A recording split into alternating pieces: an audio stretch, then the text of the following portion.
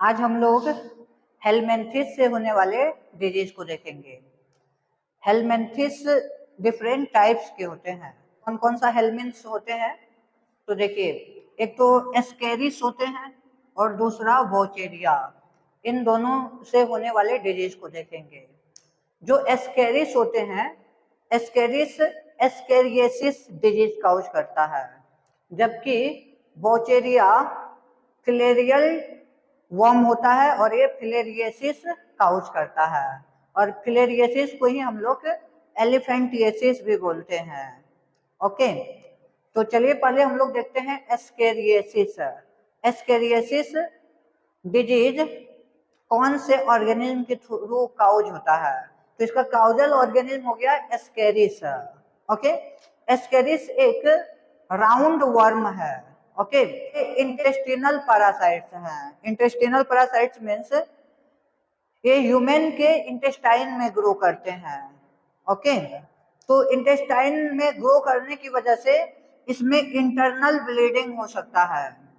Okay, internal bleeding के अलावा muscular pain होता है, फीवर भी होता है, एनीमिया भी होता है, ब्लॉकेज ऑफ इंटेस्टिनल पैसेज।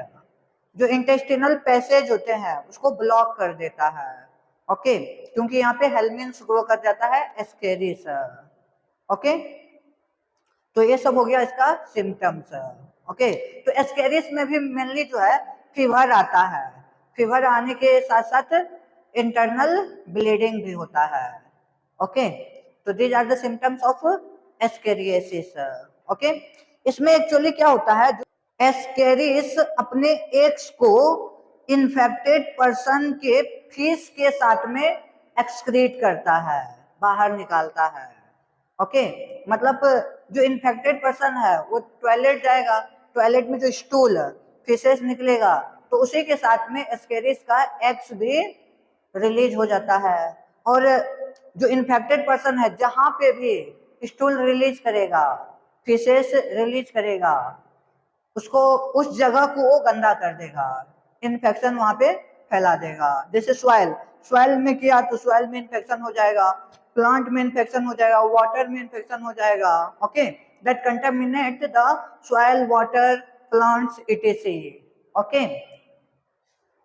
अब कोई हेल्दी पर्सन है, यदि हेल्दी पर्सन उस सॉइल के कांटेक्ट में आएगा तो हेल्दी पर्सन को भी एस्केरिएसिस हो जाएगा। ओके, या फिर किसी वेजिटेबल्स में चले गया, वाटर में चले गया, तो वाटर वेजिटेबल्स के थ्रू भी हेल्दी पर्सन को एस्केरिस हो सकता है। ओके, तो इस तरह से एस्केरिएसिस का पैरासाइट जो एस्केरिस है एक पर्सन से दूसरे पर्सन में ट्रांसफर होता है। ओके, कैसे हो सकता है?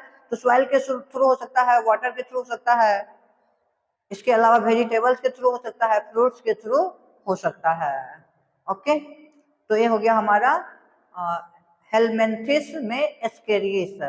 ओके, एस्केरिस जो कि एस्केरिएसिस काउज करता है। ओके, अब हम लोग देखते हैं वोचेरिया। वोचेरिया क्या काउज करता है? वोचेरिया एक फिलेरियल वर्म होता है। ये फिलेरिएसिस काउज करता है या फिर एलिफेंटिएसिस काउज करता है। एलिफेंटिएसिस को हिंदी में हाथी पांव भी बोला जाता है। हाथी पांव मीन्स हाथी के जैसा पांव हो जाता है।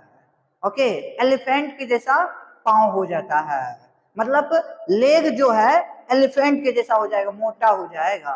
ओके, एनसीईआरटी में आप लोग डायग्राम देख सकते हैं। ओके, वोचेरिया जो है, वोचेरिया इसका क्या प्रॉपर्टी है? वोचेरिया जिस ऑर्गन में भी रहेगा उस ऑर्गन में स्लोली इन्फ्लेमेशन काउज कर देगा, मतलब जहां पे वोचेरिया रहेगा वहां फूल जाएगा। ओके, और जनरली वोचेरिया रहता है लोअर लिम्स में, पैर में। Okay, lymphatic vessel of lower limb, lower limbs के लिम्फेटिक वेसल्स में होता है। तो लिम्फेटिक वेसल्स में अटैक करता है तो लोअर लिम्स जो है हमारे फूल जाते हैं, इन्फ्लेमेशन हो जाता है। इसी डिजीज को बोला जाता है एलिफेंटिएसिस, क्योंकि एलिफेंट के जैसा मोटा हो जाता है। ओके, पैर मोटा हो जाता है, तो पैर के साथ साथ ये जेनिटल ऑर्गन को भी इफेक्ट करता है, और जेनिटल ऑर्गन को इफेक्ट करेगा तो पूरे जो है ग्रॉस डिफॉर्मिटीज हो जाएगा। ग्रॉस डिफॉर्मिटीज मीन्स पूरे विकृत हो जाएगा, अलग तरह का, अच्छा देखने में नहीं लगेगा। ओके, इस तरह का हो जाता है कि देखने में अच्छा नहीं लगता है। ओके, तो वोचेरिया का दो कैटेगरीज है, वोचेरिया वेन क्राफ्टी एंड वोचेरिया मलाई। ओके, ये सभी वोचेरिया फैलते कैसे हैं, एक पर्सन से दूसरे पर्सन में ट्रांसमिट कैसे होते हैं, तो ये मॉस्किटो बाइट के थ्रू ही होता है। यदि इन्फेक्टेड पर्सन को मॉस्किटो बाइट किया तो मॉस्किटो के थ्रू वोचेरिया एक पर्सन से, इन्फेक्टेड पर्सन से हेल्दी पर्सन में ट्रांसमिट होता है। ओके, तो इसलिए इससे बचने का उपाय है कि मॉस्किटो ग्रो नहीं होना चाहिए, खास करके वैसे एरिया में जहाँ पे वोचेरिया ग्रो कर रहा हो, या फिर फिलेरियसिस या फिर एलिफेंटियासिस ग्रो कर रहा हो। ओके, तो ऐसे एरिया में मॉस्किटो ग्रो नहीं होना चाहिए, नहीं तो एक पर्सन से दूसरे पर्सन में फैल सकता है। ओके, अब हम लोग फंगल डिजीज देखते हैं। फंगल डिजीज में जो फंगी होते हैं, फंगी के बहुत सारे जेनेरा होता है, जीनस होता है। ओके, तो उसमें से 3 जीनस हम लोगों का एनसीईआरटी में दिया हुआ है। कौन कौन सा 3 जीनस है?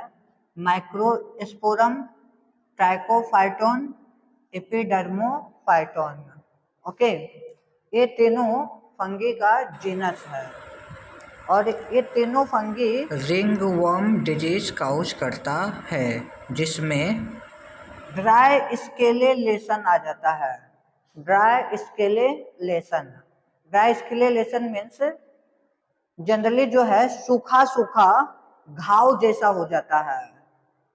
हमारे बॉडी के बहुत सारे पार्ट्स में सूखा सूखा घाव जैसा हो जाता है, पपड़ जैसा, जैसे पपड़ी, कोई घाव से पपड़ी निकालते हैं ना, उसी तरह घाव के पपड़ी जैसा हो जाता है। ओके, तो इसी को बोलते हैं रिंग वर्म। ओके, और रिंग वर्म जनरली स्किन में होता है, नेल्स में होता है, स्कैल्प में होता है। स्कैल्प मीन्स खोपड़ी। ओके, जो हम लोग बिना हेयर के नीचे में जहाँ पे हेयर ग्रो करता है। ओके, तो वहां भी ये रिंग वर्म हो सकता है। ओके, लेकिन रिंग वर्म ज्यादातर कहाँ पे फैलता है?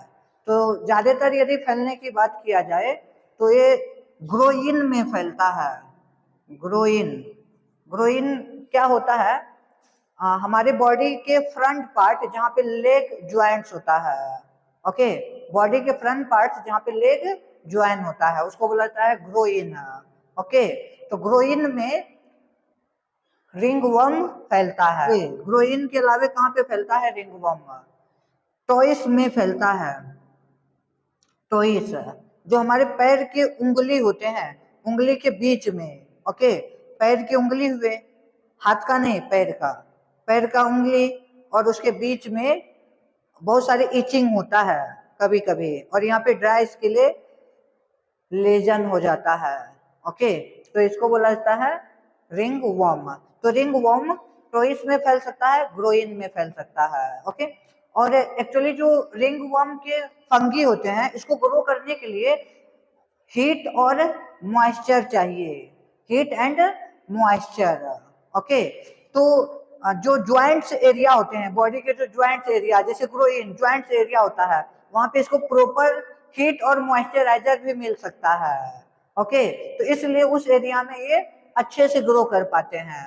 ट्वाइस में इसको यदि मॉइस्चराइजर मिल गया और हीट मिलता ही है तो वहां भी अच्छे से ग्रो कर पाते हैं। तो जनरली ये ज्वाइंट्स एरिया में रिंगवर्म फैलने की संभावना होती है। ओके, और रिंगवर्म फैलता कैसे है?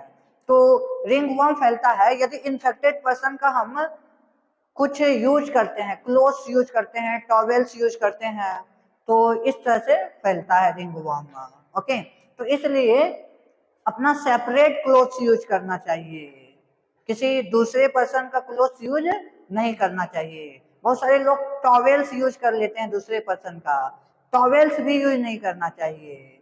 ओके, क्योंकि टॉवेल्स लोग कपड़े बदलने में यूज करते हैं, तो उसमें जनरली क्या होता है कि ग्रोइन में टॉवेल से टच होता है, तो इसमें हो सकता है यदि उसका ग्रोइन में रिंगवर्म हो, ओके, फंगी ग्रो किया हुआ हो, तो उसके टॉवेल्स में लग सकता है और टॉवेल्स, वही टॉवेल्स दूसरा आदमी यूज करेगा तो उसमें भी ट्रांसफर हो सकता है। ओके, तो रिंगवर्म जनरली क्लोथ से फैल सकता है। ओके, टॉवेल से फैल सकता है, इन्फेक्टेड पर्सन के टॉवेल से। ओके, तो ये सब रिंगवर्म के कुछ सिम्टम्स है और मोड ऑफ ट्रांसमिशन है।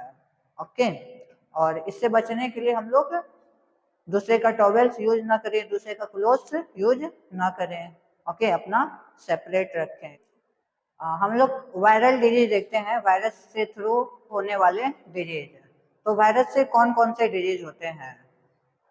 बहुत सारे डिजीज होते हैं, जैसे कॉमन कोल्ड हो गया, चिकनगुनिया हो गया, small pox, chicken pox, rabies, mumps, polio, hepatitis B, measles, dengue.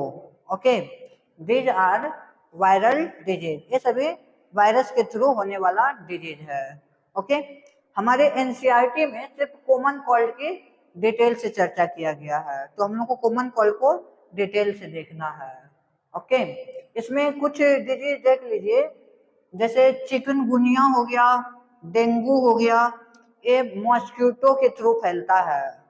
एक पर्सन से दूसरे पर्सन में डेंगू वायरस से होता है, जो कि मॉस्किटो के थ्रू फैलता है। ओके, यहाँ भी वेक्टर बॉर्न डिजीज हुआ। ओके, चलिए हम लोग बात करते हैं कॉमन कोल्ड की। कॉमन कोल्ड कैसे उत्पन्न होता है? तो कॉमन कोल्ड की यदि बात किया जाए तो एक वायरस होता है rhino virus. Rhino virus is responsible for common cold, मतलब कॉमन कोल्ड काउज होता है राइनो वायरस के थ्रू। और राइनो वायरस जनरली हम लोग के नोज और रेस्पिरेटरी ट्रैक में इन्फेक्ट करता है, लेकिन ध्यान रखिएगा कि लंग्स में राइनो वायरस इन्फेक्ट नहीं करता है। ओके, जैसे निमोनिया बैक्टीरियल डिजीज है, लेकिन उसमें लंग्स इन्फेक्शन होता है, एल्वोलाई में इन्फेक्शन होता है। बट कॉमन कोल्ड में वायरस लंग्स को अटैक नहीं करता है, सिर्फ नोज और रेस्पिरेटरी ट्रैक को ही अटैक करता है। ओके, तो इसलिए ये डिजीज 3 to 7 डेज में खत्म हो जाता है। ओके, जनरली नॉर्मल एंटीबायोटिक ये सब यूज करके 3 से 7 दिनों में खत्म हो जाता है। ओके, और इसमें सिम्टम्स क्या होता है? तो सिम्टम्स कॉमन कोल्ड में जनरली नेजल डिस्चार्ज होता है। नेजल डिस्चार्ज मीन्स नाक से वो पानी निकलना शुरू हो जाता है। ओके, इसके अलावे कॉमन कोल्ड में और क्या होता है? हेडेक हो सकता है, थकावट आ सकती है, टायर्डनेस, हॉर्सनेस, गला बैठ सकता है। ओके, तो ये सब प्रॉब्लम होता है। थोड़ा थोड़ा कफिंग भी हो सकता है। ओके, तो कॉमन कोल्ड में सिम्टम्स क्या हो गया? कफिंग हो सकता है, स्नीजिंग हो सकता है, ओके, नेजल कंजेंसेशन हो सकता है, टायर्डनेस हो सकता है। These are the symptoms of common cold. Okay, और ये कॉमन कोल्ड 3 से 7 दिन में खत्म हो जाता है। एक पर्सन से दूसरे पर्सन में फैलता कैसे है? तो जनरली ड्रॉपलेट्स के थ्रू फैलता है। जो इन्फेक्टेड पर्सन सांस ले रहे हैं तो उसका एयर ड्रॉपलेट्स में राइनो वायरस आने से दूसरे पर्सन में इन्फेक्ट कर सकता है। ओके,